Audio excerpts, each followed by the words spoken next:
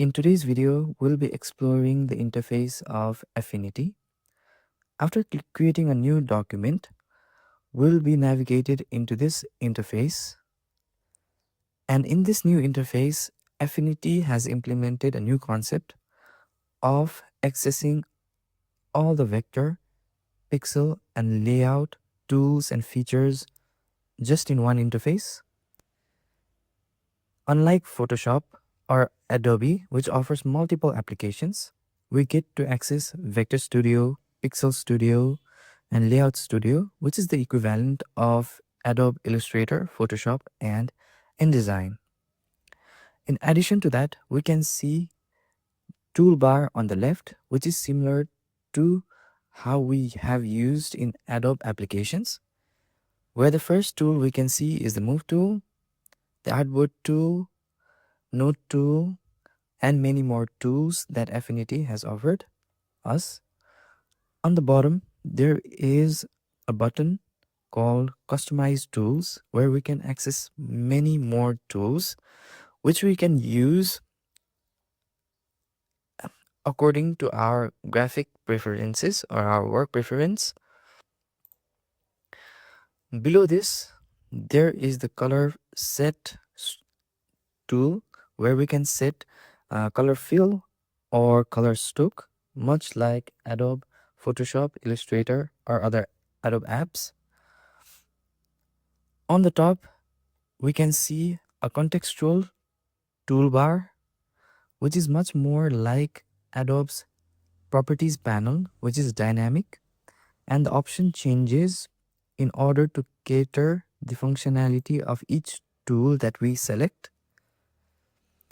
For example, if we select Move tool, we can see that the contextual toolbar or contextual menu changes, providing us different features that would cater us to perform the move functionality.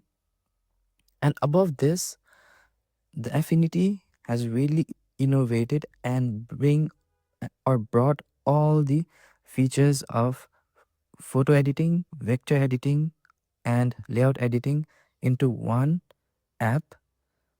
So the first one here is the Vector Studio, the second one is the Pixel Studio, and the third one is the Layout Studio, where we can get different tools and features much more like Adobe Photoshop, InDesign, or Illustrator.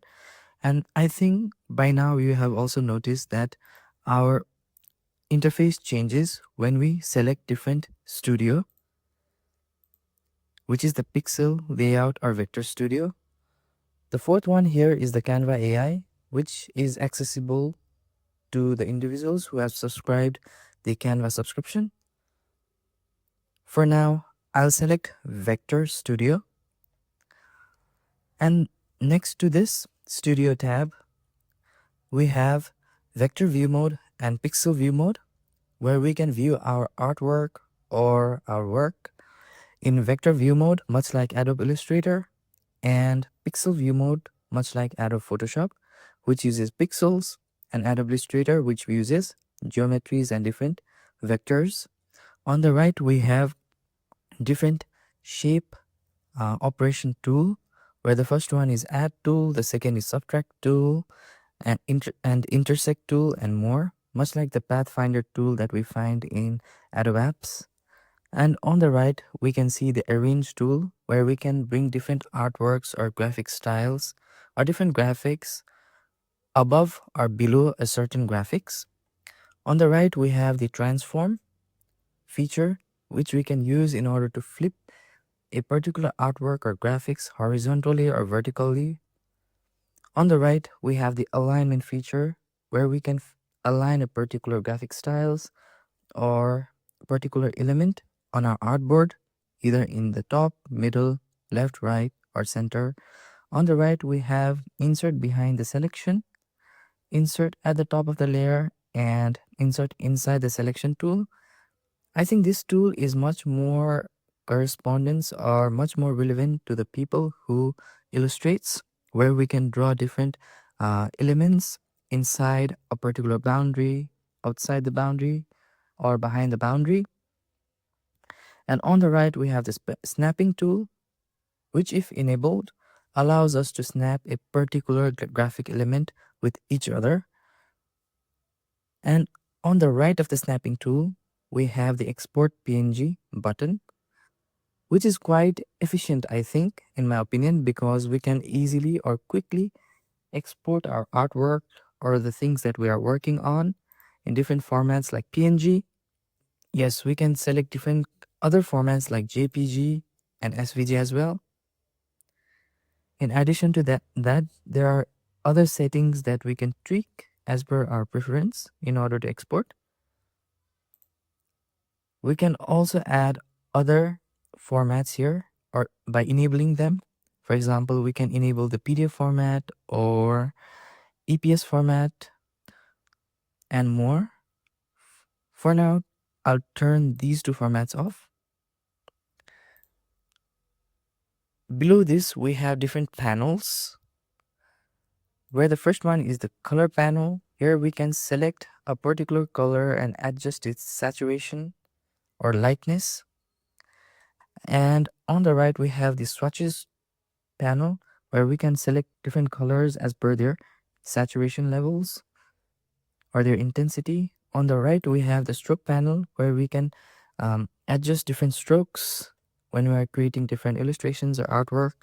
And then on the right, there is also the appearance panel. And I think the appearance panel is much more like the appearance panel in Adobe Illustrator, where we can create different cool stuffs. Below this, we have the layers panel. And in the layers panel, you can see there are different options, and the layer panels is very similar to the layer panel that we see on other apps. And this particular layer panels also offer different kinds of features, much more like out of Photoshop, like different effects, masking, adjustment layers, and more. Then the other panel we have is the path brush panel, where it provides different set of brushes that we can use. There are also the categories of brushes that we can select as per our preferences, and Affinity has offered different kind of categories to us. Then on the right, we can see a quick effects panel, which is much more like the blending options panel that we see in Photoshop. And then on the right, we have the styles panel, which is much more like the graphic styles panel that we see on Adobe Illustrator, where we can save different graphic styles that we've created and use those graphic styles on many artwork or graphic element that we are creating or working on. And on the right, we also have the transform panel. And in this panel, we can position different kinds of element or graphic element, or we can change the width and height of the graphic element. We can rotate them, or we can scale it as per the proportion that we require.